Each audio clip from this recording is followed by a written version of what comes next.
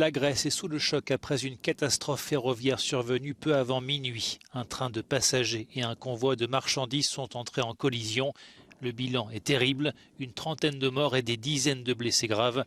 Le nombre de victimes pourrait encore augmenter. Les médias grecs parlent du pire accident que le pays ait jamais connu. Il s'est produit près de la ville de Larissa, dans le centre du pays. Le train de passagers effectuait la liaison entre Athènes et Thessalonique. Selon les autorités, 350 personnes se trouvaient à bord, parmi elles de nombreux étudiants qui rentraient après un week-end prolongé en raison d'un jour férié en Grèce. Plusieurs wagons ont déraillé, ont pris feu ou ont été broyés dans la catastrophe. Ce matin, quelques heures après le drame, les sauveteurs espéraient encore extraire des survivants des carcasses, mais ce sont surtout des corps sans vie qu'ils ont découverts. Selon des témoins, des passagers se sont retrouvés piégés dans des wagons en flammes.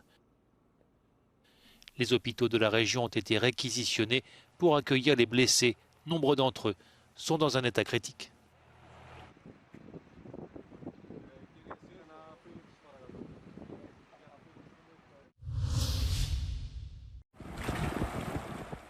L'étau continue de se resserrer autour de Bakhmout, dans l'est de l'Ukraine. Devenue un symbole de la lutte pour le contrôle de la région industrielle du Donbass, la ville résiste encore aux offensives russes. Mais pour combien de temps? І, на жаль, такі ежедневно. Тобто у нас на вільно такого дня немає, щоб не було евакуації хлопців, які загинули, тіл, щоб доставили додому, щоб якось стараємося всіма ресурсами, можливостями вивезти людину, яка загинула, яка віддала своє життя. Ces dernières semaines, 3 des 4 routes permettant aux Ukrainiens d'approvisionner Bakhmout ont été coupées. La ville est quasiment encerclée par les soldats de l'armée russe et les mercenaires du groupe Wagner. Les troupes ukrainiennes, elles, sont bien décidées à résister le plus longtemps possible. Полностью оптимистично настроен. Не только Бахмут и Крым, и все остальное надо забрать. Когда? Дайте чем, покажите куда. И все. En Estonie, un char russe détruit par l'armée ukrainienne grâce à du matériel militaire estonien a été exposé à Tallinn, mais cela a créé des tensions entre pro-russes et pro-ukrainiens. La tournée du char dans plusieurs villes du pays a été suspendue. Il doit finir sa course dans le musée de la guerre de Vimsi.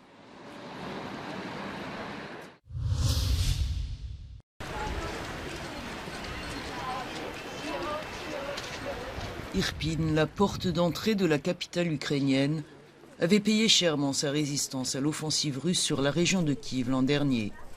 Mais la vie tente de reprendre ses droits. La bibliothèque d'Irpin est l'un des symboles de la résilience des Ukrainiens.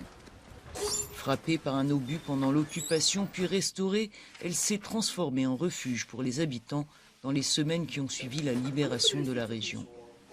Elle sert aujourd'hui d'espace de travail et de rencontres. В бібліотеці створений соціальний коворкінг. Це люди не платять безкоштовно. Безкоштовно для людей доступ до інтернету. Це все безкоштовно. Світло, місце, цілий день ти можеш працювати. Тому це велика допомога для людей.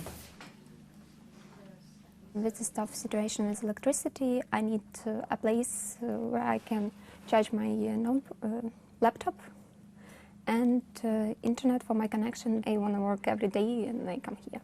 I think it's very important. It supports economy in Ukraine. I earn money and I spend it in Ukraine.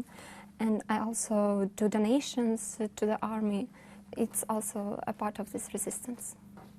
Une résistance qui passe aussi par la culture, souligne la directrice de la bibliothèque. Місце таке духовний центр громади, де ми розмовляємо з людьми.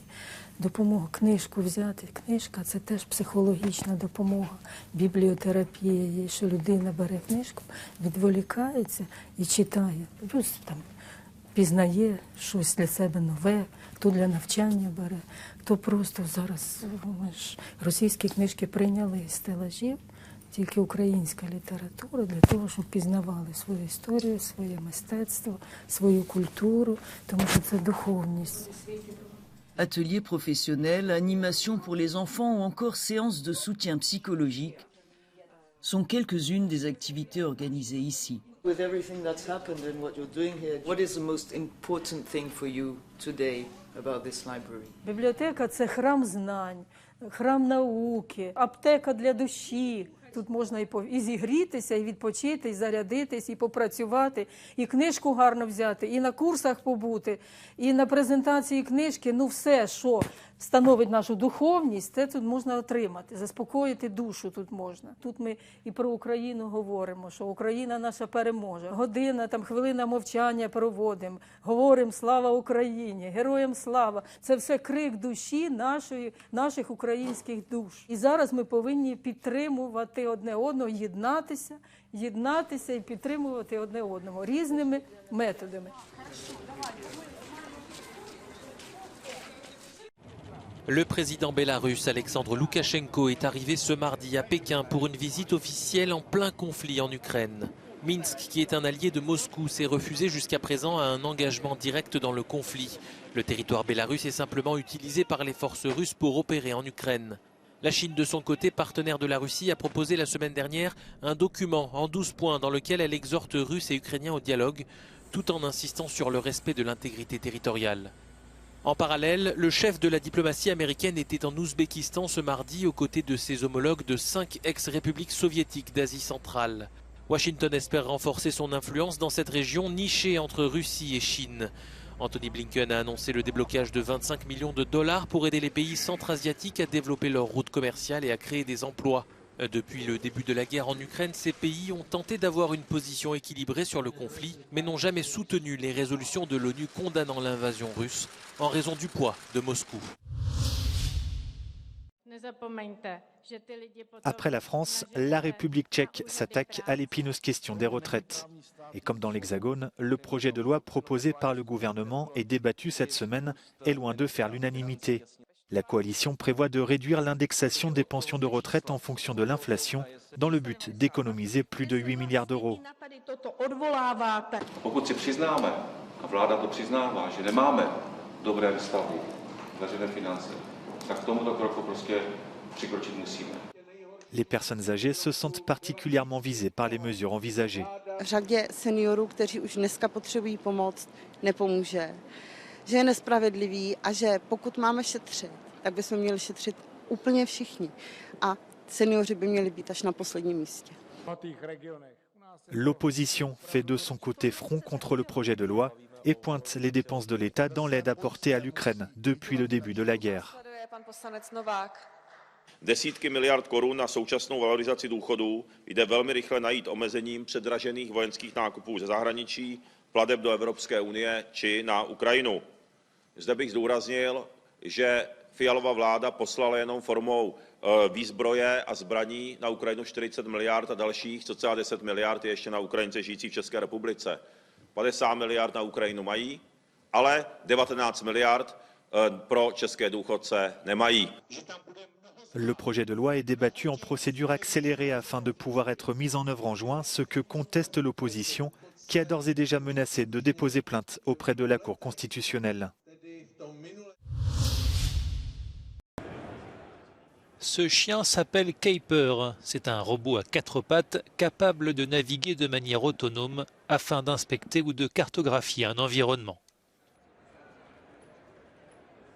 Les decimos lo que tienen que hacer, ¿no? Pero sí que es verdad que puedan trabajar solos. Ese es el objetivo, que trabajen solos, que nos ayuden en sitios peligrosos donde hay tóxicos, inflamables, donde poner a la persona es un peligro. L'intelligence artificielle est l'un des sujets les plus brûlants cette année du Salon de Barcelone. Près de 700 entreprises participent à la section 4 Years From Now, dédiée aux startups les plus originales. Selon les experts, l'année 2023 marque un tournant au vu des progrès de technologies tels que le traitement du langage naturel, la reconnaissance d'images et l'analyse des données. Des progrès que constatent déjà les entreprises et les particuliers, capables désormais d'utiliser plus efficacement les données et d'automatiser des tâches jadis effectuées manuellement. Ici, ce robot a une compétence médicale.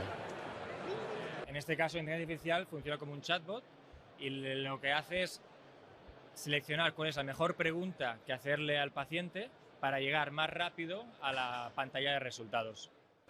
Autre exemple avec cet appareil programmé pour adapter sa trajectoire afin de ramasser un objet spécifique. Ici à Barcelone, les modèles futuristes sont nombreux.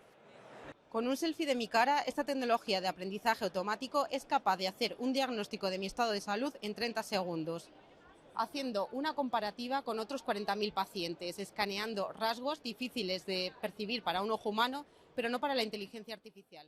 Mais les machines peuvent-elles penser par elles-mêmes? Peuvent-elles remettre en cause les tâches pour lesquelles elles ont été formées?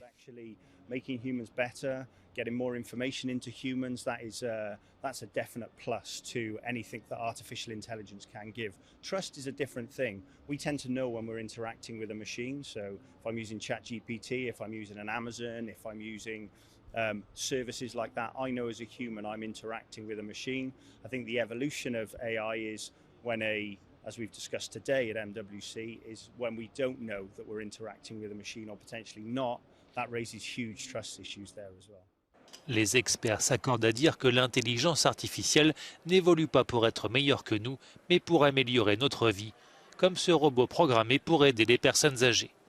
Muchas personas nos preguntan si ponemos robots en domicilios, la gente que hace este trabajo se va a quedar en el paro. No, nosotros no pretendemos sustituir a nadie. El robot a día de hoy es un apoyo tanto para la familia como para el cuidador, como para la persona mayor que está sola. Es una continuación y una atención las 24 horas del día, que por desgracia es imposible que lo hagamos sin estos asistentes personales.